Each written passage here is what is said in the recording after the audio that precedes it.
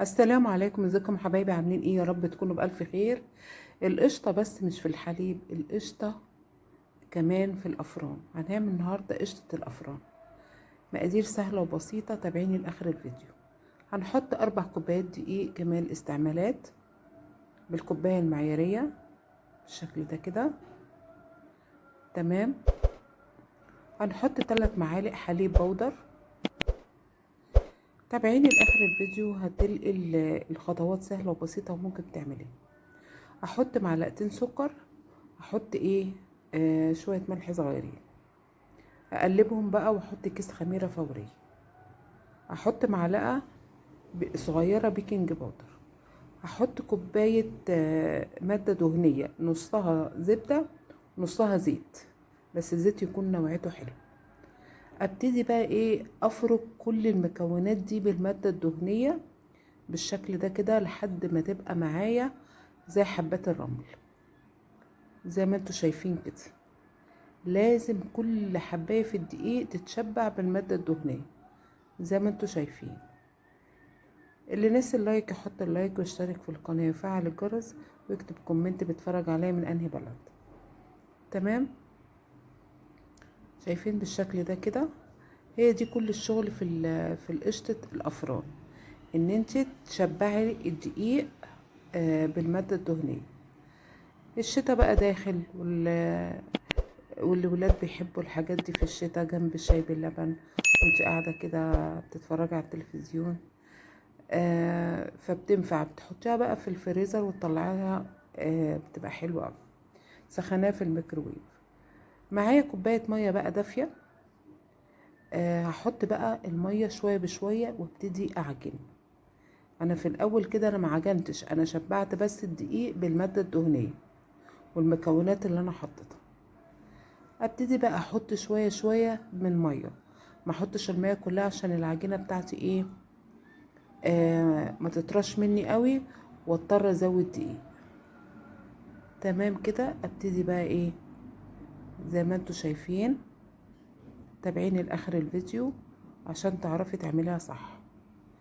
في الاثناء دي انا بولع طبعا الفرن، اسخنها. بس عشان المعجنات لازم تتحط في فرن ساخن جدا وساخن مسبقا. ما تحطيش المعجنات على فرن بارد. لو حطيتيها على فرن بارد المعجنات بتنشف منك. تمام كده. ما تسيبيش المعجنات فترة طويلة في الفرن عشان برضو بتنشفها. تمام كده. تمام. تابعيني عشان هقولك شوية نصايح اثناء ما احنا بنعمل الفيديو. ابتدي بقى اختبر العجينة بتاعتي اشوفها، لو ما شققتش يبقى خلاص هي مش محتاجة حاجة. احط بقى معلقة سمنة كده وابتدي انعم بيها العجينة بتاعتي. معلقة السمنة اللي في الاخر دي بتنعم العجينة. تمام كده. شايفين؟ مش قادرة اقول لكم ملمس العجينة في ايديا عامل ازاي. تحفة بجد. خلاص كده بعد ما خلصنا شايفين شكلها عامل ازاي. تمام كده. انا مش عايزة يبقى لها عرق. الكوباية المية فضل منها ربع، يعني كوباية الا ربع مية. اغطيها بقى بفوطة نضيفة كده واسيبها تخمر شوية وترتاح معايا. تمام كده. اجيب بقى الصاج بتاعي وابتدي اشكل العجينة بتاعتي في حجم حبة الليمونة الكبيرة. تمام. ونعم وش الكورة من فوق زي ما انتوا شايفين كده اهو. تمام.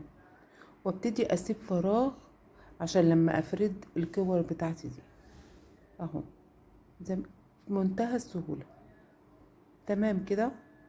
تمام. بعد ما هفرد كل الكرات بتاعتي دي هغطيها بقى عشان ما تنشفش مني، واكمل بقية العجينة في صاج تاني. شايفين منظر العجينة عامل ازاي؟ تحفة بجد. خلاص خلصنا كده العجينة بتاعتنا. معايا بقى شوية لبن كده عليهم شوية فانيليا، وابتدي ادهن وش العجينة. عايزة تدهنيها بشوية مية بشوية سمنة زي ما انت عايزة. اللي انا المستحب ليكي، بس انا بنقيلك اسهل الطرق. لبن مع فانيليا. طلعت معانا بعد ما حطيتها على الرف الوسطاني، خدت مني ربع ساعة وطلعت بالشكل ده. مش قادرة اقول لكم ريحتها قلب البيت. جربوها وقولوا لي رأيكم ايه، واسيبكم في رعاية الله احلى واغلى متابعين. ما تنسوش في اللايك والاشتراك في القناة وتفعيل الجرس. دلوقتي هحطها بقى في اكياس كده زي ما انتم شايفين، زي ما احنا متعودين. احطها بقى في الفريزر، وقت ما تيجي تاكلي طلعيها. ايه رأيكم بقى؟ تحفة.